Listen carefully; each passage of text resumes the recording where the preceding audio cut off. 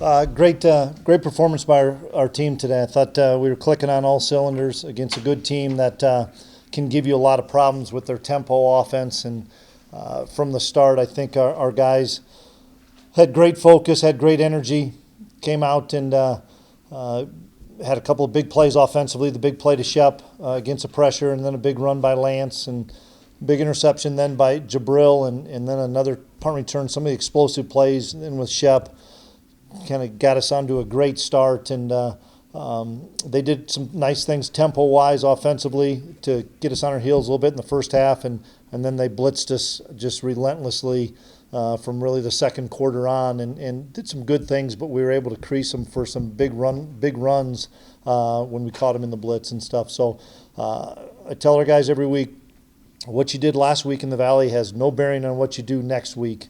And it doesn't matter that South Dakota had lost a couple in a row or that we had a big win. You just got to put those things behind you, and you have to focus on the task at hand. And we have 8 one-week seasons in the Valley, and we were able to get through 5 now, and now it's just the next one. And we have a terrific group of seniors that believe in the process of being relentless every week, winning each day to give yourself a chance to be successful on Saturday.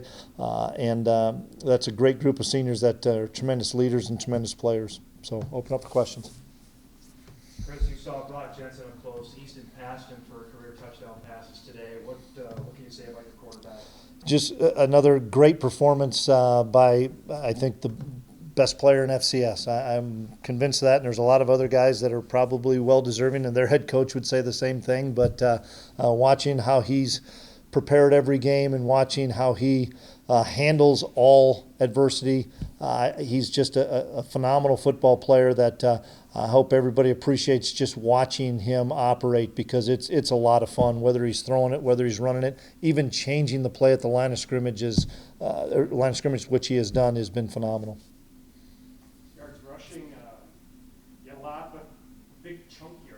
Yeah, and that, you bet, and that kind of goes back to them blitzing us so much. And if you're going to blitz that much, you may get a negative play somewhere, but you're not, in my mind, essentially gap sound all the time. And then when you do crease one, it becomes gaping holes, as well as it's always difficult in my mind to have great run blitz defenses and still play quarterback run. We have a hard time doing that, and we had one where they took it and went a long ways. But it's tough when you're able to throw the football when you're pressuring us, run the football when you're pressuring us, and then adding the element of the quarterback run, which not a lot of people are able to defend when they're run pressure. We've talked about this before, Chris, but Easton doesn't get a lot of national publicity just because the numbers maybe aren't there in terms of the wow numbers. What would you tell those guys looking at him from the national angle? What to look for in the kids? Yeah, I think the biggest wow number is he wins all the time, and he prepares himself, and he's responsible for so many of our touchdowns, whether it's running or throwing or changing a play. And it's just the nature of our offense, and we're not going to throw it 55 times. I don't think we're built for that. We want to be able to run the football, but having the quarterback run game is a huge element, and I think what he does running the football is as good as most backs can do. FCS football, Chris, what's the recipe, if you will, for favorite teams for avoiding a letdown? Probably not listening to, if you would say we're a favorite team. I mean, really, that's the thing we try to block out, is block out the outside noise of, well, you're supposed to win this game, but this one's going to be tougher than this one. And I get it. Everybody's on social media. They see all this stuff. But once we get to the confines of the Fargo Dome, of communicating with the guys, that it's about what we do in this room in our preparation, because we know anybody can beat anybody in this league. And our guys have seen that, especially our older guys, and our guys know that if we don't do a great job of preparing, we're going to get beat. And I've been really impressed. We talked about this run we had in October of 3 of 4 on the road, and the preparation we've had on the road for these games has been nothing short of spectacular by the coaches and by the seniors, where, hey, had we lost one of those games, I could live with it simply because I know we prepared great Monday through Friday. You mentioned to me during the fall you thought Ben Ellison was in mark for a big year. Describe what he's meant, especially the 2 touchdowns he had today. Especially in the red zone, because then the field's getting condensed and sometimes the middle of the field is open, and Easton has great confidence in him, and people are looking to see where Shep's at in the red zone. So Ben's doing a great job, not only receiving in pass catching and stuff, but blocking at the point of attack. And he's just a physical, nasty blocker that he's an all-around great football player. And that's the thing I'm excited for with Ben is he's taking his game to the next level and is able to do things in the pass game as well as the run game. You said it's a week-to-week thing, but now you have 3 games left in the Valley. You're up 2, and you always talk about winning the Valley is one of your goals. And describe the position you feel here right now. Well, I don't know whatever happened today in our league, but we're sitting in a good position, but we're 1 loss away or 1 bad week away from being our backs against the wall again. And so our seniors are really diligent with our young guys to make sure that when they come to the facility on Monday that it's a new week and we're ready to go for now Youngstown State because they're going to give us their best shot, and we've got to play really well to be successful. Injuries, Chris, I know there's a lot of guys that left, but some coming back. Yeah, I think the most significant one was Jalen Allison. It was a knee injury, not an ACL injury, which is good. Probably more of an MCL sprain. I think we'll learn more as the week progresses, but I don't know, that's what he did before the championship game, other knee. So I don't know if it's as severe, not as severe. Time will tell on that. He's the only one that I know. Lance was And Lance got his ankle rolled on, and then he came back in. We had some guys cramping and stuff because it was pretty hot in there. But Kramer did a really good job of making sure they were hydrated and ready to roll. A lot of true freshmen. Anything That was fun, wasn't it? with the 4-game rule. We're going to surpass the 4 game on some kids simply because we don't have Tutsi, we don't have Bruce, and I think Kay's probably surpassed his 4, but he's making some good plays on special teams. We have to get him involved more. Destin Talbert's getting close. Jasir Cox is getting close. Well, you looked at that kickoff; it was mostly true freshmen and redshirt freshmen, and those are significant snaps for those guys that we're going to need those guys as we head down the stretch because we're going to continue to get beat up a little bit. One of the hallmarks of your defense over the years, Chris, is that you get to the end of the season, you seem to get better and better. Do you feel you're headed that direction defensively? Yeah, I do. We still can shore some things up in tackling. Early in the first half, I didn't think we were exceptional tackling and give their team credit. They had some really good backs and stuff. But it's one thing we talked about. We need to continue to improve. We're still only through 8 games. We still have a marathon ahead of us. We need to make sure and continue to improve in all 3 phases. Once again, the special teams are making a factor right now with the big punt return. Wags is kicking the ball well. I wanted to get Cam a field goal. Cam hadn't kicked a field goal in a while, and Cam banged it. So we're continuing to improve on special teams. We have a ways to go still. Was the design always to get Trey in the game if it presented itself today? Didn't talk about it until it presented itself. And then once it presented itself, Randy and Mess and I visited that this would be a good opportunity because of the quarterback run. We thought there were some opportunities that they were giving us to be able to keep the ball. Now, he fumbles the snap, and that's a new play for us. Fumbles the snap, and then everybody lead blocks, and he follows behind him and scores. But that's a young player that didn't panic when it happened and made a play. But I was happy with him to be able to get some snaps. The flash of Christian Watson, that play, is that what you're...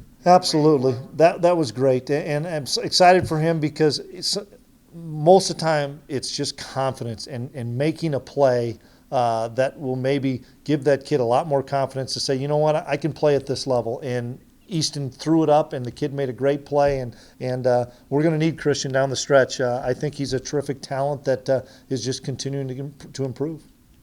All right, thank you, everybody. We'll be able to Thanks.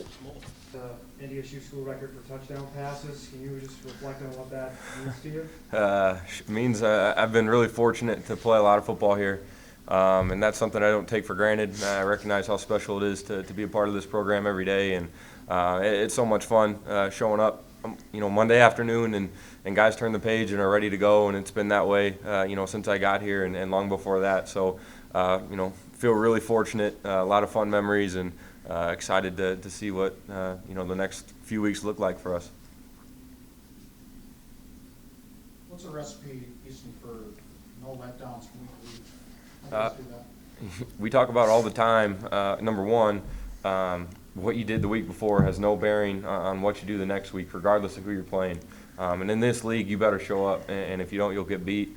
And the second thing is we play to a standard, and it's a high standard. It's been set, obviously, a long time ago, and guys take great pride in that. Coach takes great pride in that. The administration, gives us everything we need to be successful, and so it's just about challenging one another to continue to raise that level and fight to raise the standard. How do you guys avoid distractions?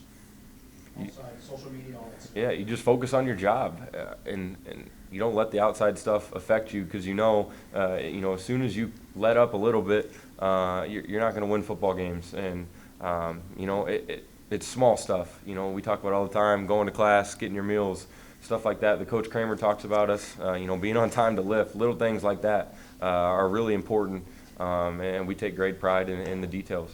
Is it more fun to run for a 60-yard touchdown or throw for a 60-yard? A little less tired when you throw it, that's for sure. But no, offensive line played really well today. I thought they dominated the game. And then anyone who touched the ball did a really good job of making stuff happen. Obviously Shep had a big one early, kind of got us going. And then, the tight ends did an unbelievable job catching tough balls in the back of the end zone and making plays over the middle. So just a really good effort by the offense. Jabril, talk about your interception and how much that kind of flipped the momentum as you guys are already up 14-0, and then you get that play. How much did that change things? Yeah, on the interception, I was just reading the quarterback's eyes, and then that helped out a lot of giving the offense the ball and starting off early, starting off fast.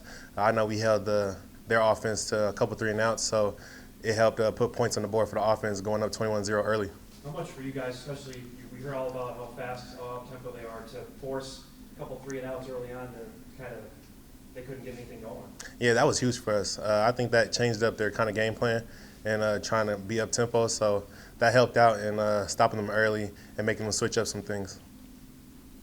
Did you sense this week that after some tough games that there was going to be a beatdown coming to someone and they just happened to be on the schedule, or was there that vibe?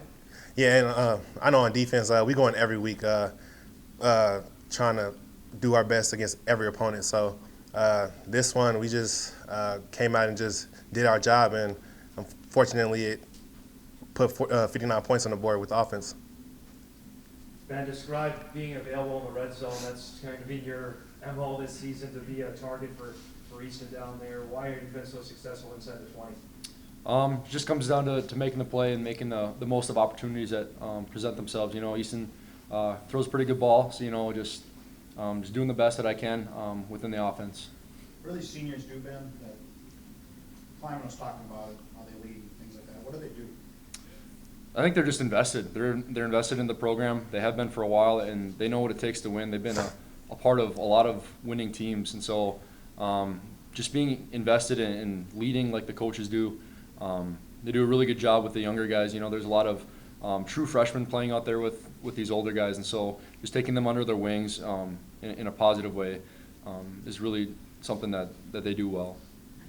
Easton, why has Ben become a guy that you look for outside of his pretty good hands? What has you developed with him a chemistry inside the 20? Yeah, well, he's really talented and obviously does a good job getting open and making the tough catch. But I think it's the stuff he does and has done in the offseason, Monday through Friday, that allows him to be, in those opportunities and make the play. He's one of the hardest workers we got and takes great pride in that. Practices really hard, is in the weight room as a leader and, does things the right way. And that stuff carries over to Saturday. Houston, you guys have a 2-game lead in the Valley with 3 to go. Do you feel you're trending in the right direction, or do you feel you're heading in the right direction as the regular season? Yeah, I would say so. I think the important thing is finding a way to get better every single week, regardless of who you're playing, when you're playing, where you're playing. And that's something that we talked about in the locker room and we'll do moving forward, is continue to challenge one another and find ways to get better, because there's a lot of things we can improve on, and we're going to need to if we're going to be successful in the next 3 weeks. You broke Jensen's record today. Do you know Brock? Yeah, I've gotten to know Brock. I've been really fortunate actually to, he's been awesome reaching out and stuff, from the time I got here. And so I've had a relationship with him for a long time now. And it's special to, be in that conversation with those guys, just because, obviously learning from Carson and playing here with Carson, and then, course, followed Brock, who was obviously an unbelievable player in his own right, and Steve Walker and some of these guys that are really talented, and gotten a chance to meet all those guys and develop a relationship with them. And I think that, kind of talks to Bison Pride a little bit. Go from Brock Jensen to Carson to you, that's a pretty good run of FCS, pretty good run of quarterbacks anywhere. What's the key to NDSU just having that a run of just guys one after the other? I think part of it is just the culture we've developed. I think you could throw a lot of guys in there. I think, I've just been fortunate to be in there and be healthy and play a lot of games, but it's just the culture we've developed that challenges people, encourages competition, and you thrive under that or you don't. And we've been fortunate to have a lot of guys who love that competition, who buy in to what Coach Klieman is saying to us, and I think that's key. Easton, the hard-hitting question. What were the decisions you made to wear the yellow pants on the road today? Well, it's something we've talked about for a while, especially as seniors. You see the old video, the old pictures. We have a bunch of pictures in the coach's office of some of the older teams wearing the yellow pants, and so it was something that, playing an old NCC rival, come back and don an old look but a new look at the same time. So it was fun.